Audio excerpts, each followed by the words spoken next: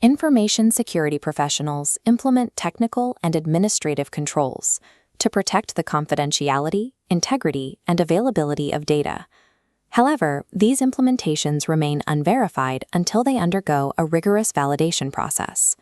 Proving that these controls function as intended requires a program of tests, assessments, and audits that regularly verify the effectiveness of an organization's security posture against real-world threats. This structure represents the verification hierarchy, a three-tiered model used by enterprises to validate their security maturity. At the base, Level 1 consists of security tests. These are tactical, often automated checks, like vulnerability scans or penetration tests, designed to verify the technical function of a single security control. Level 2 elevates the process to security assessments. These move into strategic, human-led reviews that evaluate systemic risk and identify vulnerabilities within the organization's specific operational context. At the apex, Level 3 represents security audits. These are formal evaluations conducted by independent auditors to demonstrate control effectiveness to a third party. Without this escalating hierarchy of validation, an organization cannot accurately measure its own operational security. At the tactical layer, network discovery tools like Nmap probe ranges of IP addresses for open network ports, revealing the system's perimeter. These scanners manipulate protocol handshakes, forcing a target network to reveal its internal map. In a half-open scan, the scanner sends a single packet with the SYN flag set. If the target returns a packet with SYN and ACK flags, it indicates the port is open. Without permissions for a half-open scan, users must use a TCP connect scan, which opens a full, logged connection to the remote system. Specialized probes, like the XMIS scan, send a packet with thin, PSH, and URG flags set simultaneously. The response allows the scanner to deduce the specific methodology and rules enforced by a firewall. When a firewall interferes so heavily that the scanner cannot determine if the underlying port is open or closed, the port is labeled as filtered. This tactical testing layer is a game of interrogation, using protocol manipulation to expose the structural reality of the network perimeter. At scale, raw lists of IP addresses and port states are operationally overwhelming without a standardized way to describe the findings. The Security Content Automation Protocol, or SCAP, provides a common framework for naming and evaluating these technical vulnerabilities. SCAP translates technical flaws into the common vulnerabilities and exposures naming system, providing every unique vulnerability with a CVE identifier. The protocol also standardizes severity using the Common Vulnerability Scoring System.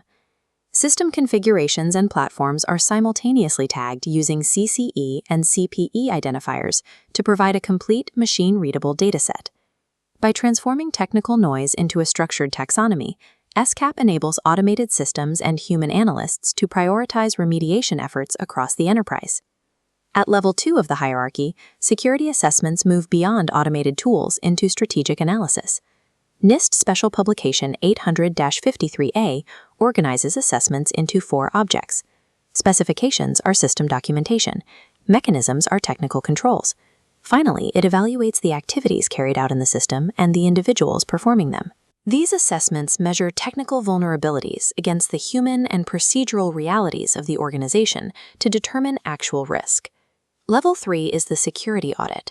The defining characteristic of an audit is the removal of conflict of interest through the use of independent auditors. Audits are categorized by control. Internal audits are performed by an organization's own independent staff. External audits are performed by an outside firm, and third-party audits are initiated by a different organization, like a regulator. To manage third-party requests, organizations use SOC audits. A SOC 1 engagement assesses financial controls. SOC 2 evaluates security and privacy under NDA. SOC 3 covers the same criteria but is intended for public disclosure. Audit value depends on the report issued. A Type 1 report is a documentation review at a single point in time. A Type 2 report requires verifying actual operating effectiveness over 6 months. A SOC 2 Type 2 report provides third parties with objective proof that an organization's security controls function effectively in a live environment. A mature security posture requires all 3 tiers of the hierarchy operating as a continuous pipeline.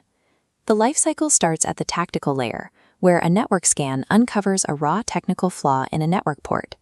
That data is standardized by SCAP and contextualized against policy and human behavior in a NIST-driven internal assessment. The process concludes when an external auditor verifies the continuous remediation of those flaws, resulting in a formal Type 2 audit report. Tests provide visibility, assessments provide context, and audits provide the verifiable trust required to secure a modern enterprise.